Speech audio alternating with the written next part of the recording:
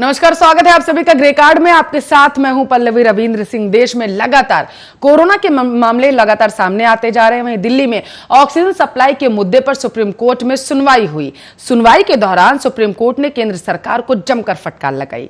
इस दौरान supreme court ने कहा है कि आप कहें हमें कड़े फैसले लेने के लिए मजबूर ना करें। ऑक्सीजन के मुद्दे पर दिल्ली सरकार ने कोर्ट को बताया था कि आदेश के बावजूद केंद्र सरकार हर दिन हमें 700 मीट्रिक टन ऑक्सीजन की सप्लाई नहीं कर पा रही है। अब सवाल ये कि क्या सुप्रीम कोर्ट के आदेशों की अवहेलना यहां पर की जा रही है। आज की चर्चा करेंगे इसी मुद्दे पर, लेकिन उससे पहले आप ये रिपोर्ट देखिए।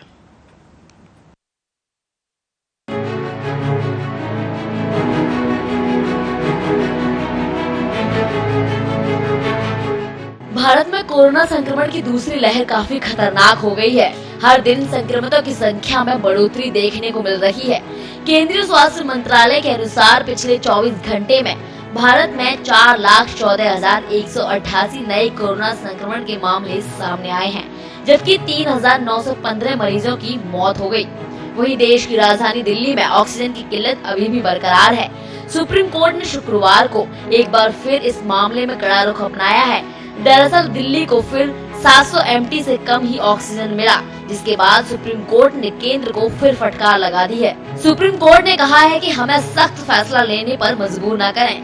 शुक्रवार को सुनवाई के दौरान जस्टिस डीवाई चंद्रचूड़ ने कहा कि बीते दिन आपने हलफनामा दिया था कि 700 एमटी ऑक्सीजन सप्लाई किया गया है।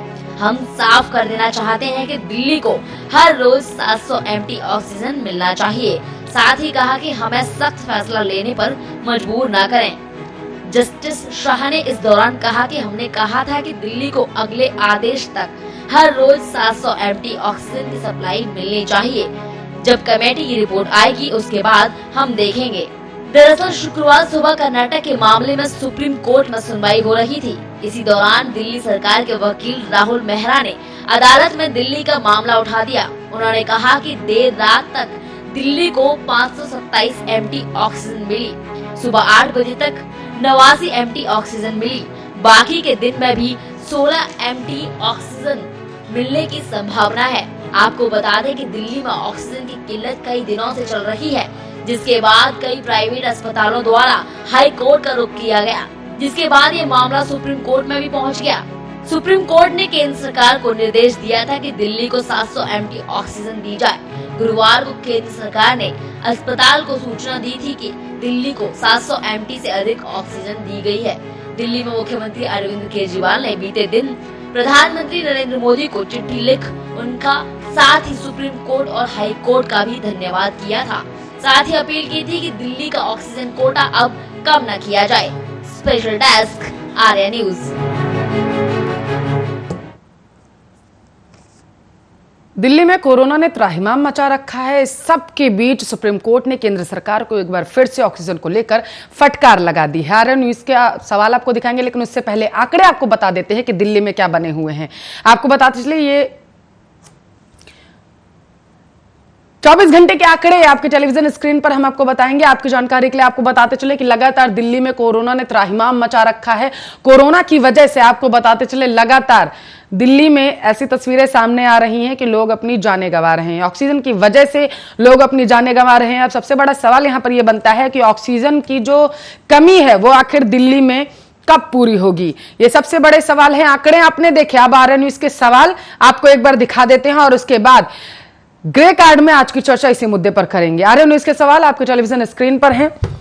कब मिलेगी, आपको बताते चले दिल्ली को पर्याप्त मात्रा में ऑक्सीजन, ये सबसे बड़ा सवाल है। ऑक्सीजन की कमी से कब तक आखिर दिल्ली की जनता अपनी जान गंवाएगी। सुप्रीम कोर्ट आदेशों की केंद्र क्यों अवहेलना कर रहा है, सुप्रीम कोर्ट के आदेशों की आपको बताते चले केंद्र अवहेलना क्यों कर रहा है, यह सबसे बड़ा सवाल है। क्योंकि सुप्रीम कोर्ट की तरफ से लगातार कहा जा रहा है कि आप ऑक्सीजन 700 मीट्रिक टन जो दिल्ली को चाहिए वो आपको देनी पड़ेगी, और अगर आप ऐसा नहीं करते हैं तो हम बार बार इस चीज को आपसे नहीं बोल सकते हैं।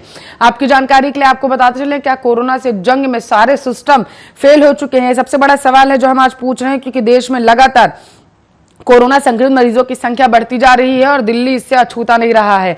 दिल्ली में भी कोरोना संक्रमितों की संख्या लगातार बढ़कर सामने आ रही है। दिल्ली में आपको बताते चले ऑक्सीजन संकट पर सुप्रीम कोर्ट अब पूरी तरीके से सख्त हो चुका है। सख्त रुख अपनाते हुए सुप्रीम कोर्ट ने साफ लहजे में और सख्त लहजे में यह जवाब दे दिया है केंद्र सरकार को कि आप बताइए कि दिल्ली की मदद आखिर क्यों नहीं की जा रही है और कब तक दिल्ली को 700 मीट्रिक टन आप उपलब्ध करा देंगे। प्रतिदिन आपको बताते चले 700 मीट्रिक टन ऑक्सीजन उपलब्ध कराने का आश्वासन केंद्र सरकार की तरफ से दिया गया था, जिसको देखते हुए ज्ञापन भी सुप्रीम कोर्ट में सौंपा गया था। लेकिन सुप्रीम कोर्ट के बयान के अनुसार आपको बताते चले कि उस ज्ञापन का कोई असर यहां पर देखने को नहीं मिला। सुप्रीम कोर्ट ने यह भी कहा सुनवाई में आज कि आपने ज्ञापन तो सौंप दिया था, लेकिन आखिर 700 मीट्रिक टन जो ऑक्सीजन चाहिए वो लोगों को क्यों नहीं मिल पा रही।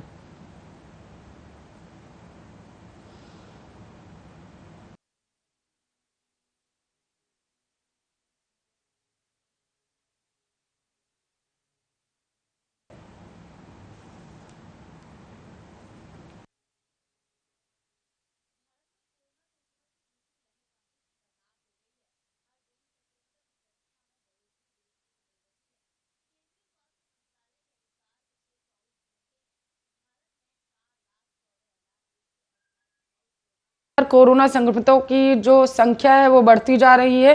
दिल्ली में लगातार मरीजों की संख्या बढ़ती जा रही है। आंकड़े हमने आपको दिखाए और आज ग्रे कार्ड में इसी मुद्दे पर चर्चा करेंगे कि किस तरीके से आपको बताते चल दिल्ली में जो ऑक्सीजन का संकट है वो लगातार बना हुआ है।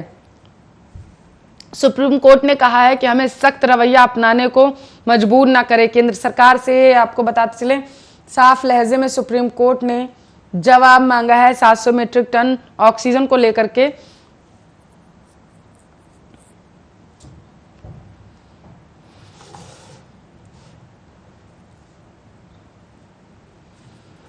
दिल्ली में ऑक्सीजन संकट पर सुप्रीम कोर्ट अब सख्त रूप अपना लिया है। सुप्रीम कोर्ट ने आपको बताते चले दिल्ली को आज फिर तय कोटे से कम ऑक्सीजन मिली है। ये दिल्ली सरकार की तरफ से आरोप लगाया गया। आज सुनवाई में सुप्रीम कोर्ट ने सख्त लहजे में इसका जवाब केंद्र सरकार से मांगा कि कल ही आपने ज्ञापन सौंपा था, फिर आज किस तरीके से ये चीजें हो सकती हैं। वहीं आपको ये भी बताते चले कि दिल्ली हाई कोर्ट और सुप्रीम कोर्ट दोनों ही इस वक्त जिस तरीके से दिल्ली में त्राहिमाम मचा रखा है कोरोना ने, उसको लेकर के पूरी तरीके से सतर्क हो चुके हैं और राज्य सरकार और केंद्र सरकारों से लगातार दिल्ली में किस तरीके से स्थितियां दुरुस्त हो सके उसको लेकर के लगातार सुनवाई में उनसे जवाब मांगा जा रहा है। इस मुद्दे पर ज्यादा चर्चा करने के लिए रत्नेश कुमार मिश्रा हैं, आम आदमी पार्टी के प्रवक्ता हैं और बीजेपी के प्रवक्ता हैं। आपको बताते चले सूर्य प्रकाश मित्तल हमारे साथ जुड़ चुके हैं। आप दोनों मेहमानों का स्वागत है आर्या न्यूज पर। सबसे पहले रत्नेश जी आपके पास आना चाहूंगी, कितने आपको मिल चुके हैं ऑक्सीजन, आखिर कितनी ऑक्सीजन मिल चुकी है? देखिए आपकी रिपोर्ट में ही बार बार कहा गया कि हमारी जरूरत जो है वो 700 मीट्रिक टन, तो ये तो कोर्ट से कहा है। हमारी जरूरत 900 मीट्रिक टन तक जा पहुंची है। अब पहले केंद्र सरकार हमारी 700 मीट्रिक टन की जरूरत को पूर्ति करे, उसके बाद हम बताएंगे कि हमारी और जरूरतें क्या है। और केंद्र सरकार लगातार सुप्रीम कोर्ट हाई कोर्ट में घिर रही है, क्योंकि इन्होंने कहीं ना कहीं दिल्ली प्रदेश के साथ एक सौतेला व्यवहार किया है। आपने भाजपा शासित राज्यों को एक्सेस दिया है, आपने जिनकी जो जरूरत थी उससे ज्यादा आपने उनको ऑक्सीजन सप्लाई करवा दिया और दिल्ली के साथ ये भेदभाव को ये जवाब तो पार्टी से मांगना चाहिए कि कब तक चलेगी ये स्थिति। हमारे साथ तो कोर्ट भी खड़ा नजर आ रहा है। कहीं ना कहीं ऑनरेबल सुप्रीम कोर्ट और हाई कोर्ट को ये पता है। रत्नेश जी, ये किस तथ्य पर आप कह रहे हैं कि बीजेपी शासित राज्यों में सबसे ज्यादा ऑक्सीजन पहुंचाई गई है? रत्नेश जी किस तथ्य के आधार पर आप ये कह रहे हैं? केंद्र की सरकार ठीक है, सौतेला व्यवहार कर रही है और दिल्ली के लोगों के लिए मौत का कारण बनता जा रहा है। सवाल रत्नेश जी, किस तथ्य के आधार पर आप ये कह रहे हैं कि बीजेपी शासित राज्यों में सबसे ज्यादा ऑक्सीजन पहुंचाई जा रही है? मैम आप रेमडेसिविर की देख लीजिए, गुजरात में वहां पे उनको उनकी जनसंख्या के अनुपात में कितना दिया गया, महाराष्ट्र में जनसंख्या के अनुपात में कितना दिया गया। आप जनसंख्या महाराष्ट्र में बीजेपी की सरकार नहीं है, की सप्लाई और जो भी कोरोना रक्षक दवाएं हैं उनकी सप्लाई को आप मेंटेन करते हैं। हमने देखा है मध्य प्रदेश को उनकी जनसंख्या के अनुपात में ज्यादा दिया गया और महाराष्ट्र को कम दिया गया। रत्नेश जी सुनिए, महाराष्ट्र में पहली बात तो आप महाराष्ट्र का बार बार जिक्र कर रहे हैं, महाराष्ट्र में बीजेपी की सरकार नहीं है। रत्नेश जी सुनिए, रत्नेश जी अब मैं आपको थोड़ा सा यहाँ दुरुस्त करूंगी, उसके बाद मैं सूर्य प्रकाश मित्तल जी आपके पास आऊंगी। रत्नेश जी, आप कह रहे हैं बीजेपी शासित राज्यों में ऑक्सीजन ज्यादा पहुंचाई जा रही है। मैं आज चर्चा तो दिल्ली के हालातों पर कर रही हूं, लेकिन क्योंकि आपने ये सवाल किया, तथ्य पूछे, तथ्य आपने नहीं बताए, आपने सिर्फ अपने आपकी सोच जो थी आपने उसको बताया कि बीजेपी शासित राज्यों में ज्यादा ऑक्सीजन पहुंचाई जा रही है। मैं लगातार, कल भी मैंने डिबेट की थी, उत्तर प्रदेश के हालातों पर की थी, और इससे पहले उसके लास्ट डे मैंने मध्य प्रदेश के जो हालात थे उस पर की थी, और उत्तराखंड मध्य प्रदेश में बीजेपी की ही सरकार है। और आपको बताते चलूं रत्नेश जी, कल ही 8 लोगों की मृत्यु हो गई रेवाड़ी में, ठीक है, और इसके साथ साथ 8 लोगों की उत्तर प्रदेश में लगातार खबरें ऐसी सामने आ रही है हमारे पास, आगरा से मौत की खबरें सामने आ रही हैं, मेरठ से सामने आ रही हैं कि ऑक्सीजन की कमी से, ऑक्सीजन की किल्लत की वजह से वहां पर लोग दम तोड़ रहे हैं। और इसके साथ साथ आपने मध्य प्रदेश का जिक्र किया, मध्य प्रदेश में सबसे ज्यादा जो लोग हैं वो ऑक्सीजन की कमी से जान गंवा रहे हैं, और आप कह रहे हैं बीजेपी शासित राज्यों में ज्यादा ऑक्सीजन पहुंच रही है। कैसे कह सकते हैं आप? तथ्यों के साथ बात करिएगा, उसके बाद आती हूं, आप जवाब दीजिएगा मेरी बात का। सूर्य प्रकाश मिथिल जी, आरोप बीजेपी शासित राज्यों में आप लोग ज्यादा ऑक्सीजन पहुंचा रहे हैं। सरकार ने उतनी ऑक्सीजन पाई है जितनी उनकी जरूरत थी। पहले तो ठीक है, जो आम आदमी पार्टी के प्रवक्ता है रत्नेश जी प्लीज, रत्नेश जी देखिए, आपके पास में पहले आई थी, आपको आपका पूरा समय दिया मैंने। आप सूर्य प्रकाश जी से उनका जवाब ले लेते हैं, उसके बाद आप अपनी बात पूरी करिएगा। सूर्य प्रकाश जी, मेरे समय में कोई भी मुझे परेशान ना करे। नहीं ठीक है, बात पूरी करिए सूर्य प्रकाश जी। बहुत ही गंभीर विषय है पल्लवी जी, और इस विषय पे मैं ये मानता हूं कि राजनीति नहीं होनी चाहिए, लेकिन दुर्भाग्यवश इस समय दिल्ली के अंदर जो वर्तमान सरकार है आम आदमी पार्टी की, वो झूठे आंकड़े केंद्र सरकार आपका सुप्रीम कोर्ट और हाई कोर्ट में रख रही है, जिस वजह से कि इस समय में ये सुप्रीम कोर्ट को गुमराह करा जा रहा है। लेकिन सुप्रीम कोर्ट में एक जांच कमेटी बैठाई है जिसके रिपोर्ट आने वाली है, और बहुत जल्दी दूध का दूध और पानी हो जाएगा। मैं आपको बताना चाहता हूं पल्लवी जी कि जो कंडीशन इस समय दिल्ली की है वही सेम कंडीशन मुंबई की है, जो कि अभी मेरे मित्र ने बोला कि महाराष्ट्र के अंदर ज्यादा ऑक्सीजन दी गई है, लेकिन महाराष्ट्र में भी विपक्षी सरकार है, भारतीय जनता पार्टी की सरकार नहीं, ये जानकारी होनी चाहिए। मैं आपके सामने कुछ आंकड़ा रखना चाहूंगा। 3 तारीख का एक आंकड़ा है कि दिल्ली के अंदर 89,592 सक्रिय पेशेंट थे कोविड के, जिनको वेंटिलेटर की आवश्यकता थी। और उस समय दिल्ली को जो इन्होंने बताया कि दिल्ली के अंदर आवश्यकता है 433.1 मीट्रिक टन की आवश्यकता थी 3 तारीख को इनके सिस्टम के हिसाब से। वहीं मुंबई के अंदर यही जो मरीजों की संख्या थी वो 84,743 थी, और वहां पर जो आवश्यकता थी वो थी 245.1 मीट्रिक टन। ये ऑन रिकॉर्ड है ये आंकड़े। तो मैं आपको बताना चाहता हूं कि इसके अलावा भी पहले भी हलफनामा आम आदमी पार्टी की सरकार के जो सॉलिसिटर जनरल हैं, जो वकील हैं, उन्होंने दिया था कि जब ये लोग 700 मीट्रिक टन की बात कर रहे थे, तब इन्होंने, जब कोर्ट ने इनसे पूछा कि 700 मीट्रिक टन आपको किस लिए चाहिए, तब इन्होंने ये हलफनामा दिया था कि हमें 15,000 बेड हम तैयार कर रहे हैं, जब 15,000 बेड तैयार हो जाएंगे उसके बाद हमको जो आवश्यकता पड़ेगी वो 700 मीट्रिक टन की पड़ेगी। तो ये जो आम आदमी पार्टी के मुख्यमंत्री हैं वो केवल और केवल राजनीति करने में बहुत ज्यादा इस समय में मशगूल हैं। ना तो इन्होंने कोई तैयारी करी कोविड के लिए, चाहे वो अप्रैल 2020 की बात हो और 2021 आज आ गया। 1400 करोड़ रुपए साल का ये फंड विज्ञापनों में तो डाल रहे थे, लेकिन ये बेशर्म लोगों ने एक वेंटिलेटर नहीं खरीदा, एक बेड नहीं खरीदा, एक नया ऑक्सीजन जो सिलेंडर होता है वो नहीं खरीदा। केंद्र सरकार ने इनको 8 प्लांट ऑक्सीजन के लगाने के लिए पैसा दिया पीएम फंड से, लेकिन इन बेशर्मों ने एक भी प्लांट दिल्ली के अंदर नहीं लगाया। आज भारत की केंद्र सरकार ने 2 प्लांट, बड़े बड़े प्लांट जो कि डीआरडीओ तकनीक के संग संबंधित है, वो एम्स के अंदर और आरएमएल के अंदर लगाए हैं। ये लोग स्थिति को बद से बदतर करना चाहते हैं केवल और केवल अपने राजनीतिक फायदे के लिए। ये हर काम, रत्नेश जी आप जो जवाब दे रहे हैं ना इस चीज का कि 8 ऑक्सीजन प्लांट लगाने का जो पैसा था पीएम केयर फंड के तहत, 1 मिनट रत्नेश जी, वो आम आदमी पार्टी को दिया गया। आपने जैसे ही कहा मिश्रा जी बड़ा मुस्कुराया, और मुझे पता है क्यों मुस्कुराया, आप जवाब दे दीजिए मिश्रा जी। देखिए, पहली बात तो इन्होंने जिन शब्दों का प्रयोग किया, बेशर्म और निर्लज्ज, मैं आपसे शब्दों की मजम्मत करता हूं, क्योंकि मैं भी ऐसे शब्दों का प्रयोग कर सकता हूं कि इस बेशर्म केंद्र सरकार को और केंद्र सरकार के बेशर्म प्रवक्ताओं को इतना तो ज्ञान होना चाहिए कि जो 8 ऑक्सीजन प्लांट लग रहे थे उसमें केवल दिल्ली सरकार की जमीन उपलब्ध कराने की जिम्मेदारी थी, बाकी सारी जिम्मेदारी केंद्र सरकार की थी। और दूसरी बात, उसमें से 3 हॉस्पिटल उसका भी जवाब आपको मिलने जा रहा है।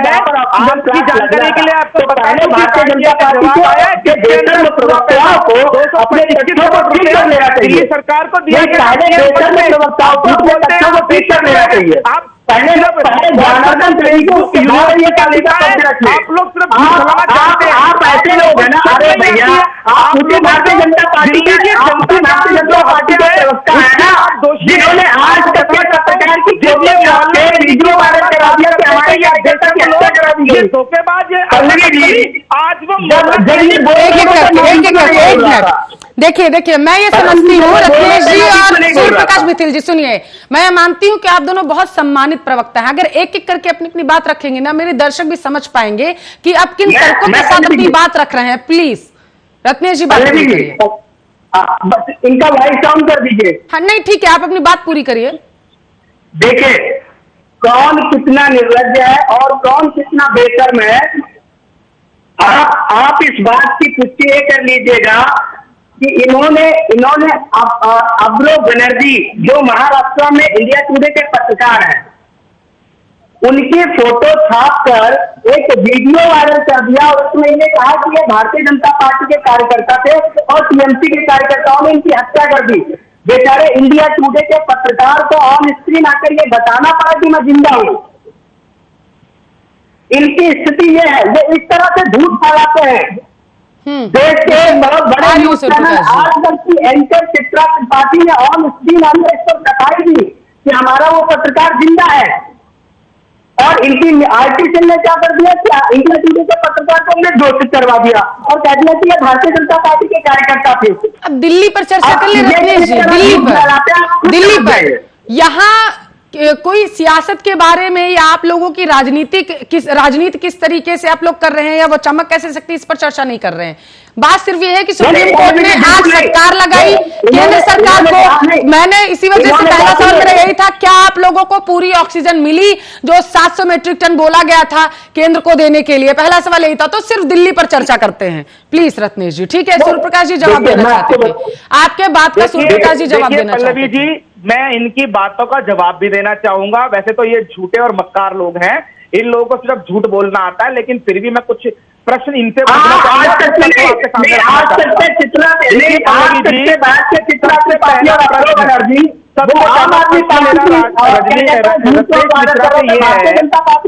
देखिए बोले जा रहे हैं गलत बात है। देखिए मिश्रा जी आपको वो सुन रहे थे, देखिए मिश्रा जी आपको वो सुन रहे थे, एक एक करके प्लीज, मैंने पहले ही रिक्वेस्ट कर रखी है।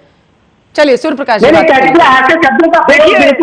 जी सम्मानित प्रवक्ता है, शब्दों का ख्याल रखिए। ठीक है सूर्य प्रकाश जी। देखिए पल्लवी जी, जब दिल्ली का मुख्यमंत्री केवल और केवल झूठ की सरकार चलाए और 1 साल के अंदर 1400 करोड़ रुपया सिर्फ विज्ञापन में खर्च कर दे, उसके बाद जनवरी, फरवरी और मार्च में एक भी ऑक्सीजन सिलेंडर, ना एक भी वेंटिलेटर बेड इन लोगों ने खरीदा, ना एक भी प्लांट इन्होंने लगाया, लेकिन 50 करोड़ रुपए महीने के हिसाब से इन्होंने जनवरी, फरवरी और मार्च 2021 के अंदर भी बजट में इन्होंने विज्ञापन में खर्च किया। दूसरा प्रश्न मेरा इनसे ये है, वो दिल्ली का पैसा क्या इनकी जेब से दिया गया था? वो दिल्ली के टैक्सपेयर का पैसा इन्होंने फ्री के विज्ञापनों में क्यों खर्च किया? उन 1400 करोड़ प्लस में 150 करोड़ यानी 1550 करोड़ रुपए से कितने सारे वेंटिलेटर बेड, कितने सारे ऑक्सीजन सिलेंडर, कितने सारे ऑक्सीजन बेड और कितने सारे ऑक्सीजन प्लांट लग सकते थे?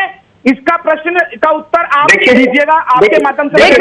मिश्रा जी आपके पास आऊंगी मिश्रा जी, बात पूरी होने के बाद। दूसरी बात, ये जो बहुत ज्यादा ढिंडोरा पीटते थे मोहल्ला क्लिनिक का, आज क्या स्थिति है मोहल्ला क्लिनिक की? केवल और केवल कूड़े का ढेर बना हुआ है। आखिर क्या कारण है जो पिछले 6 साल से इन लोगों ने मोहल्ला क्लिनिक का ढिंडोरा पीटा और आज वो मोहल्ला क्लिनिक बिल्कुल फेल हो गया? ठीक है मिश्रा जी जवाब दीजिए। हाई कोर्ट ने की है इनके ऊपर कि वो मोहल्ला क्लिनिक क्यों नहीं यूज किया जा रहा है। ठीक है वो शांत है, अब अपनी बात पूरी करिए आप रत्नेश जी। देखिए, जहां तक इन्होंने आम आदमी पार्टी पे जो आरोप लगाया कि हम विज्ञापन करते हैं, आप दिल्ली मेट्रो में सफर करती होंगी, पूरा का पूरा दिल्ली मेट्रो उत्तर प्रदेश सरकार के विज्ञापनों से भरा पड़ा है। यह आपने भी देखा होगा। उत्तर प्रदेश के मुख्यमंत्री को दिल्ली मेट्रो में विज्ञापन करने की क्या आवश्यकता है? ये साफ तौर पर यूपी के टैक्स पेयर्स के पैसों की बर्बादी है। दूसरी बात, जो ये कह रहे हैं कि आम आदमी पार्टी की सरकार ने कुछ नहीं किया, मैं बिल्कुल कहना चाहता हूं कि इनका कहना, आप देख लीजिए, मोहल्ला क्लिनिक जो बनाए गए हैं, मोहल्ला क्लिनिक इसलिए बनाए गए थे ताकि जो प्राइमरी एक फर्स्ट एड जो होता है लोगों को, वो वहां पर अवेलेबल कराया जा सके। जो मोहल्ला क्लिनिक से वो प्राथमिक चिकित्सा के लिए लोगों को सुविधा देने के लिए बनाए गए थे। बस एक मिनट सूर्य प्रकाश जी, हाँ, मैं इनसे ठीक है। एक प्रश्न पूछना चाहूंगा। मुख्यमंत्री की पत्नी सुनीता देवी जो कि बीमार पड़ी कोविड से, क्यों नहीं वो किसी सरकारी हॉस्पिटल में एडमिट हुई? क्यों वो जाके मैक्स में एडमिट हुई? मैं जवाब दूं? इनसे उत्तर दीजिए। क्या दिल्ली के हॉस्पिटल में इतनी सुविधाएं नहीं है कि वो मुख्यमंत्री की पत्नी का इलाज कर सके? चलिए ठीक है, वो जवाब देना चाहते हैं ना आपके सवाल का। आपने सवाल पूछा, वो जवाब देना चाहते हैं। रत्नेश जी जवाब दीजिए। तो ये यूपी की तरफ क्यों भाग रहे हैं? दिल्ली की बात है। ये बताएं 1400 करोड़ रुपए, 1550 करोड़ रुपए किस दिल्ली के प्लीज, ठीक है, एक एक करके क्यों भाग रहे हैं? महाराष्ट्र क्यों भाग रहे हैं? ठीक है, रत्नेश जी जवाब दीजिए। रत्नेश जी, उत्तर प्रदेश की जवाब मैं उत्तर प्रदेश पूछते तो मिलती लगती है क्या? मैं उत्तर प्रदेश पूछते तो मिलती लगती है क्या? मैं उत्तर प्रदेश से विडंबना की स्थिति है। दिल्ली पर कोई बात नहीं करना चाहता। यहाँ पर भी मैं देख रही हूँ, आप दोनों प्रवक्ता दिल्ली पर बात नहीं करना चाहते। मैं उतनी देर से, पिछले 20 मिनट हो चुके हैं मेरी चर्चा को शुरू हुए, 20 मिनट से सिर्फ मैं ये रिक्वेस्ट कर रही हूँ कि प्लीज दिल्ली पर चर्चा करिए। अरे दिल्ली की जनता अपनी जान गंवा रही है ऑक्सीजन की कमी की वजह से। आप लोग दूसरे राज्यों में भाग रहे हैं, कोई महाराष्ट्र भाग रहा है, कोई मध्य प्रदेश भाग रहा है, कोई उत्तर प्रदेश भाग रहा है। कमाल करते हैं आप लोग। जवाब दिल्ली के हालातों पर जवाब दीजिए ना। आप लोगों को 10 कोऑर्डिनेटर ने ये बताया क्या कि आप लोगों को पूरी दुनिया में भागना है, लेकिन दिल्ली के मुद्दे पर बात नहीं करनी है? नहीं, गेस्ट कोऑर्डिनेटर रिक्वेस्ट कर रही हूं मैं आप लोगों से बार बार इसी वजह से कि प्लीज सिर्फ दिल्ली की बातों पर बात करिए मेरे से। सूर्य प्रकाश जी, ठीक है, सूर्य प्रकाश जी, 20 मिनट ओके, शांति के साथ 1 मिनट। सूर्य प्रकाश जी, क्या क्योंकि मैं आपसे समझना चाहती हूँ, आप कह रहे हैं कि जितनी ऑक्सीजन दिल्ली सरकार ने मांगी उतनी ऑक्सीजन पर्याप्त मात्रा हम उन्हें प्रोवाइड करा रहे हैं, मतलब केंद्र सरकार दिल्ली की मदद पूरी तरीके से कर रही है।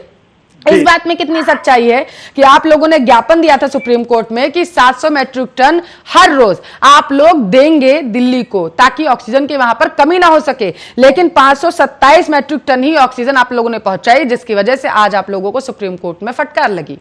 जवाब दीजिए। देखिए पल्लवी जी, ये जो आपने प्रश्न किया है, इस प्रश्न के 2 विषय हैं और 2 भाग हैं। नहीं, बिल्कुल समझाइए। पीसीआर टीम से बोलना चाहता हूं कि मेरी आवाज इको कर रही है, उनको बोले जरा आवाज को ठीक करेंगे। पीसीआर एक बार चेक कर लीजिए प्लीज। सूर्य प्रकाश जी की आवाज उन्हें जी, हाँ, अब सही हुई? सूर्य प्रकाश जी, हाँ, आप थोड़ी ठीक हुई। ठीक है, अच्छा देखिए, चेक कर लीजिएगा। पहला भाग जो है, हाँ, पहला भाग है अलॉटमेंट कि ऑक्सीजन को जो है वो उनका हिस्सा, इनका कोटा दिल्ली सरकार को हम लोग अलॉट करते हैं, केंद्र सरकार अलॉट करता है। ऐसा दिल्ली के संग ही नहीं होता, महाराष्ट्र के संग भी, बिहार के संग भी, बंगाल के संग भी, छत्तीसगढ़ के संग भी, तेलंगाना, आंध्र प्रदेश, हर राज्य के संग होता है। केंद्र सरकार जो है वो ऑक्सीजन ट्रेन भी चला रही है, दिल्ली की सरकार ऑक्सीजन फ्लाइट भी चला रही है, टैंकर्स भी प्रोवाइड कर रही है जिससे कि ऑक्सीजन ट्रांसफर किया जाए। लेकिन बात फिर वहीं दूसरी तरफ आ जाती है, जो दूसरा भाग है एग्जीक्यूशन का, कि हम लोगों ने प्लांट पे इनकी ऑक्सीजन छोड़वा दी, आप ऑक्सीजन वहां से ले लीजिए, लेकिन दिल्ली सरकार जो चाहती है वो ये चाहती है कि इनको डोर स्टेप सर्विसेज मिले। क्या केंद्र सरकार हर राज्य को अगर डोर स्टेप सर्विस देगी तो किस प्रकार से वो एग्जीक्यूशन होगा? इसी टेक्निकलिटी के कारण बार बार दिल्ली सरकार ये झूठा नौटंकी कर रही है कि हमको पूरी ऑक्सीजन नहीं मिल रही है। ना तो दिल्ली सरकार ने किसी प्रकार के कोई टैंकों की व्यवस्था करी, ना ही दिल्ली सरकार ने किसी प्रकार से कोई अल्टरनेट रास्ता ढूंढा है। ये केवल आरोप लगाने की राजनीति करते हैं बार बार लाइव करने की राजनीति करते हैं, बार ये आरोप आप पर सुप्रीम कोर्ट ने लगाया है सूर्य प्रकाश जी। उन्होंने कहा कि आप लोगों ने पर्याप्त मात्रा में ऑक्सीजन नहीं पहुंचाई। आम आदमी पार्टी की सरकार के वकील ने बोला कि इनको पूरी ऑक्सीजन नहीं मिली है, तो वहां पर सुप्रीम कोर्ट ने टिप्पणी करी, लेकिन वहां पर हमारे वकील उस समय अवेलेबल नहीं थे, क्योंकि ये बताते कि इन लोगों ने जो तय व्यवस्था थी उस व्यवस्था का पालन नहीं किया, जिस कारण जो इनके लिए रखी हुई ऑक्सीजन है ये उसको कलेक्ट करने में ही नाकाम है। हाँ। ये चीज नहीं बताई गई है सुप्रीम कोर्ट में। और जो आने वाली अभी सुप्रीम कोर्ट की जो इन्वेस्टिगेशन जो चल रही है, जो जांच बनाई गई है, जांच कमेटी बनाई गई है, उसकी रिपोर्ट बहुत जल्दी आने वाली है, और उसके बाद आम आदमी पार्टी की सरकार मुंह दिखाने लायक नहीं रहेगी, क्योंकि सुप्रीम कोर्ट में भी इन्होंने गलत हलफनामा। आपने बेहतरीन बात यहां पर कही कि रिपोर्ट जल्द आने वाली है। जो उन्होंने कहा था, सुप्रीम कोर्ट की तरफ से कहा था कि आप लोगों ने कहा कि वो लोग झूठ बोल रहे हैं। सुप्रीम कोर्ट ने कहा कि रिपोर्ट आने तक, आज ही कहा, क्योंकि आप सुप्रीम कोर्ट की बात कर रहे हैं सूर्य प्रकाश जी। सुप्रीम कोर्ट ने यह भी कहा है कि ठीक है, रिपोर्ट जब आएगी तब आएगी, जब रिपोर्ट आएगी तो उसके अकॉर्डिंग हम जो है उस पर कार्रवाई करेंगे, लेकिन तब तक जितनी ऑक्सीजन, सुनिए सूर्य प्रकाश जी, जितना मैंने पढ़ा, मैं भी हो सकता है मैं गलत हूं तो आप बताइएगा मुझे। सुप्रीम कोर्ट ने कहा कि तब तक आप लोग दिल्ली की ऑक्सीजन नहीं बंद कर सकते, कम नहीं पहुंचा सकते। आप लोगों ने जो ज्ञापन में दिया 700 मैट्रिक टन आपको पहुंचानी है। आज भी है, मैं कह रहा हूं ऑक्सीजन का पूरा कोटा आज भी है। दिल्ली को जो 700 मीट्रिक टन का कोटा है जो दिया जाना है वो पूरा है, लेकिन ये लोग खुद ही उसे लेने में नाकाम। ठीक है रत्नेश जी, क्या आप लोग गलत जानकारी दे रहे हैं रत्नेश जी? क्योंकि सूर्य प्रकाश जी कह रहे हैं कि सुप्रीम कोर्ट ने जो कहा हम वो पूरे तरीके से कर रहे हैं, हमारा वकील नहीं था, इस वजह से दिल्ली सरकार के वकील ने ही अपनी सिर्फ दलीलें रखी। रत्नेश जी, पूरी ऑक्सीजन मिल रही है? मैं वही कह दूं, करेक्टली आज की आप हिंदुस्तान टाइम्स की एक रिपोर्ट अभी मैं ऑनलाइन पढ़ रहा था, उसमें उन्होंने लिखा हुआ है कि 976 मीट्रिक टन जो है वो इंडिया की मतलब इस समय दिल्ली की मांग, ठीक, और 700 मीट्रिक टन इनको ऑनरेबल सुप्रीम कोर्ट और हाई कोर्ट ने बोला था कि ये सप्लाई गई है। इन्होंने क्या किया, केवल 555 मीट्रिक टन अभी तक हमें सप्लाई दी है। तो इनसे ये पूछिए कि जो ऑनरेबल सुप्रीम कोर्ट ने कहा था कि 700 मीट्रिक टन दीजिए, इसमें से 145 मीट्रिक टन ये हमें कब दे रहे हैं, और जो हमारी बढ़ी हुई मांग है जो 976 मीट्रिक टन जा पहुंची है, इसका एक्सटेंशन कब कर रहे हैं। देखिए, यहाँ पर राजनीति ना करें, ये खेल गोल गोल घुमाने से इनसे ज्यादा अच्छी तरह मैं पॉलिटिकल सिस्टम को समझता हूँ, और सारे लोग जानते हैं कि ऑक्सीजन का प्रोडक्शन और उसका डिस्ट्रीब्यूशन यूनियन गवर्नमेंट के हाथों में। आप झूठी दलीलें केंद्र सरकार और रही बात ये, भारतीय जनता पार्टी के लोग जो है उनको कम से कम राजनीति में न्यायालय को नहीं खींचना चाहिए। एक न्यायाधीश जो होता है वो बहुत विवेकपूर्ण स्थितियों में निर्णय देता है। मुझे नहीं लगता है कि भारतीय जनता पार्टी के नेता इतने बड़े हो गए हैं कि वो संविधान की व्याख्या करने का अधिकार रखने वाली न्यायपालिका के निर्णय पर टिप्पणी कर दे। सूर्य प्रकाश जी जवाब दीजिए। ठीक है रत्नेश जी, सूर्य प्रकाश जी जवाब दीजिए। यहाँ पर केवल जीवन के अधिकार के रक्षण के लिए पार्टी प्रवक्ताओं में वो यहाँ दिख रही है। इनके पास कोई आंकड़ा नहीं है, इनके पास कोई तथ्य नहीं है। मैं इनसे पूछना चाहता हूँ कि दिल्ली और मुंबई दोनों के अंदर 3 तारीख को दिल्ली के अंदर 89,000 पेशेंट थे, दिल्ली के अंदर, और मुंबई के अंदर 84,000 पेशेंट थे। दिल्ली की जो रिक्वायरमेंट है वो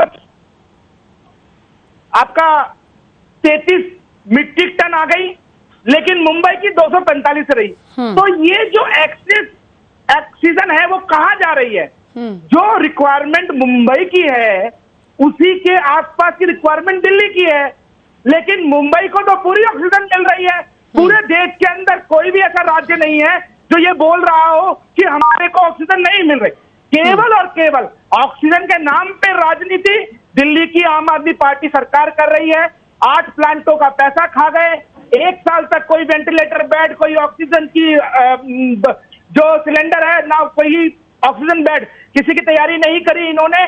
और एक प्रश्न मैं आपके माध्यम से उठाना चाहता हूं कि जो केंद्र सरकार ने आयुष्मान योजना लागू की थी पूरे देश में, वो दिल्ली में लागू नहीं।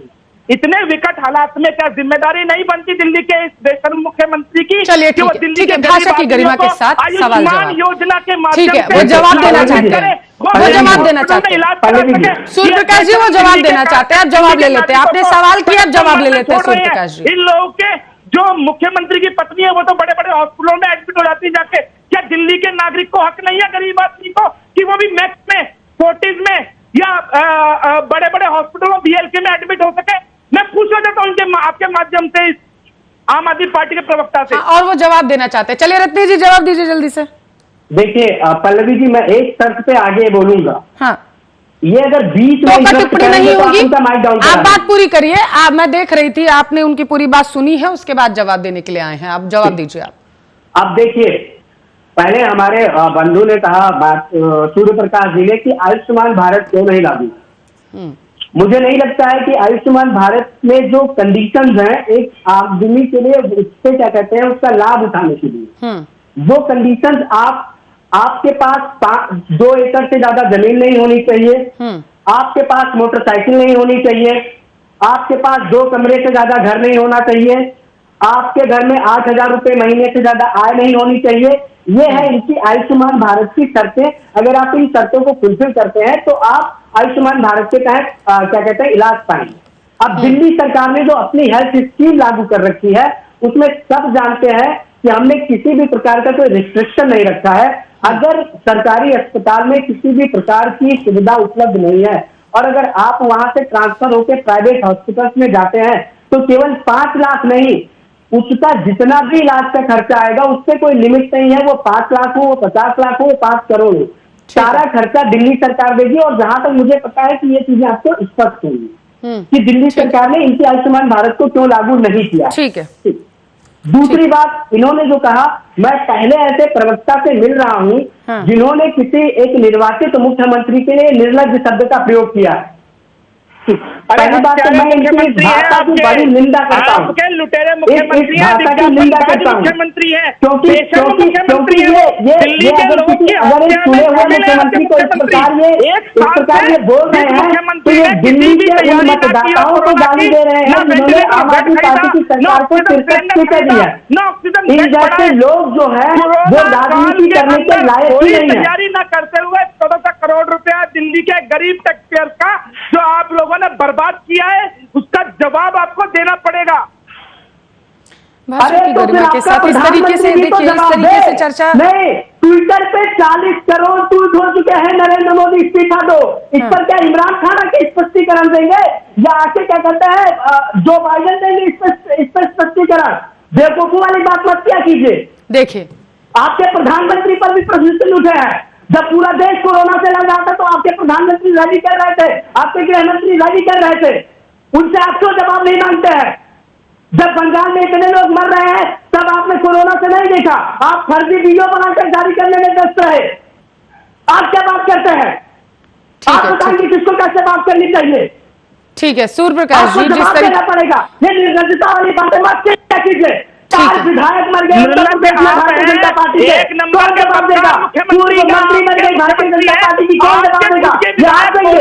दिल्ली में आपकी जिम्मेदारी नहीं बनती है, होना चाहिए। जनता ने आपको सीट में चुना है, सरकार फेल हो चुकी है, जनता ने आपको सीट में चुना है, जनता ने आपके टीवी पर भाषण दिल्ली के नहीं चुना। ना तो कोई तैयारी है ना दवाई अरे है, आपकी क्या तैयारी आप बताइए, और उसकी जिम्मेदारी आप बताइए, आप पूरे देश में लोग क्यों मर रहे हैं? हर आपकी क्या तैयारी है? आप लोग आप बताइए आपकी क्या तैयारी है? प्रधानमंत्री की तैयारी स्पष्ट कीजिए। विज्ञापनबाजी करते हैं।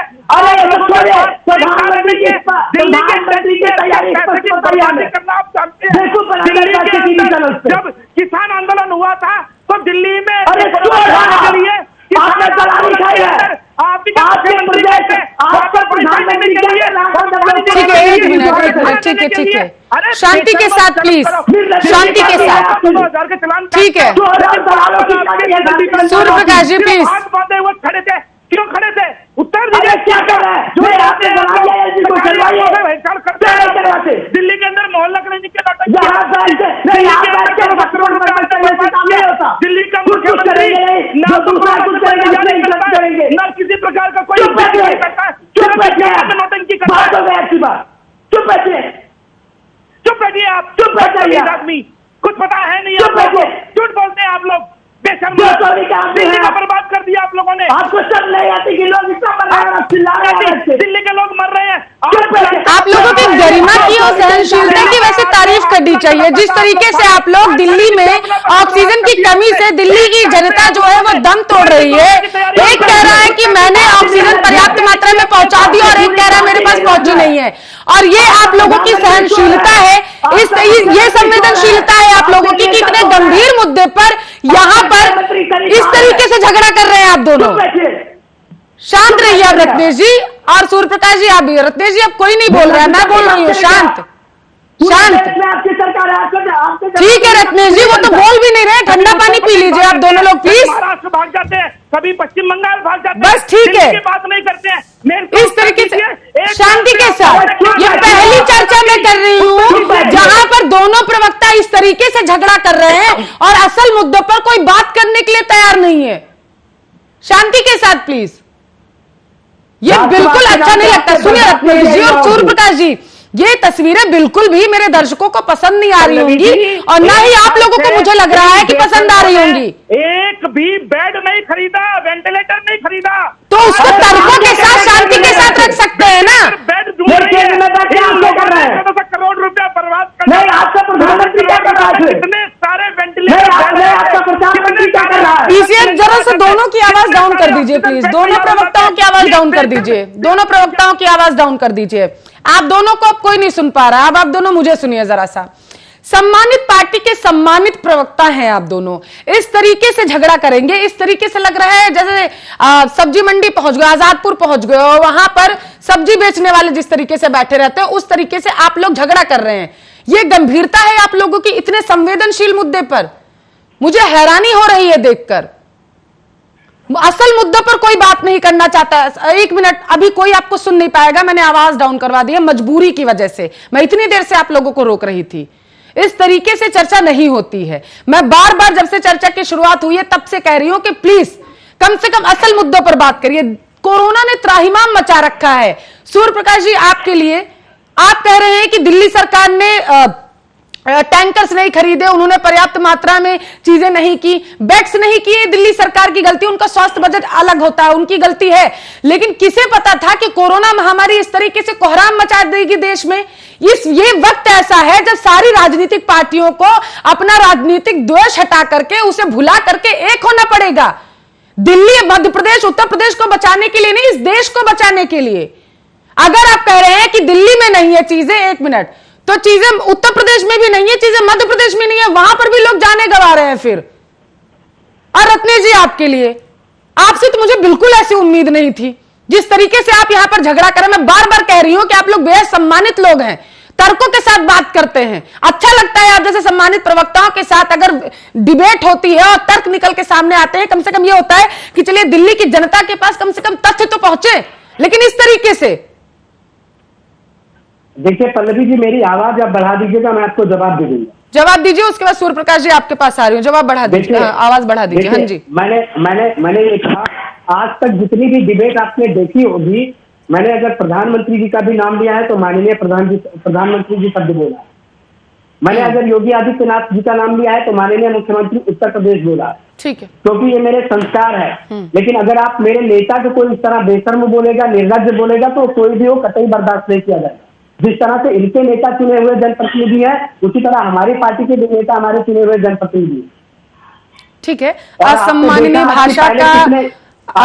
भाषा का प्रयोग का सपोर्ट आर्या न्यूज भी नहीं करता है। ठीक है, आपने बात पूरी कर ली। सूर्य प्रकाश, पहले ऐसे शब्दों का प्रयोग किसने किया? आपने जी, ठीक है, सूर्य प्रकाश जी जवाब दीजिए। चाहूंगा 2 मिनट मुझे पूरे दें। बिल्कुल, और मैं देखिए मेरे पास समय की भी कमी है, लेकिन मैं आपको 2 मिनट पूरे दे रही हूँ क्योंकि तथ्यों पर चर्चा नहीं हो पाई है, इस वजह से।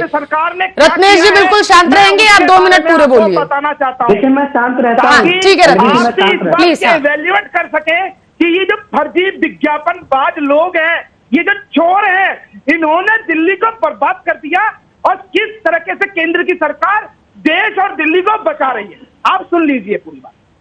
सबसे पहले जिस समय कोरोना इस देश के अंदर आया, किसी को नहीं पता था इतनी बड़ी कोरोना की स्थिति हो जाएगी, लेकिन फिर भी इस देश के माननीय प्रधानमंत्री जी ने, जब दिल्ली, भारत के अंदर एक ही लैब थी, आज कोरोना टेस्टिंग की 2463 लैबें हैं देश के अंदर। एक साल में 2 वैक्सीन हम लोगों ने बनाई हैं।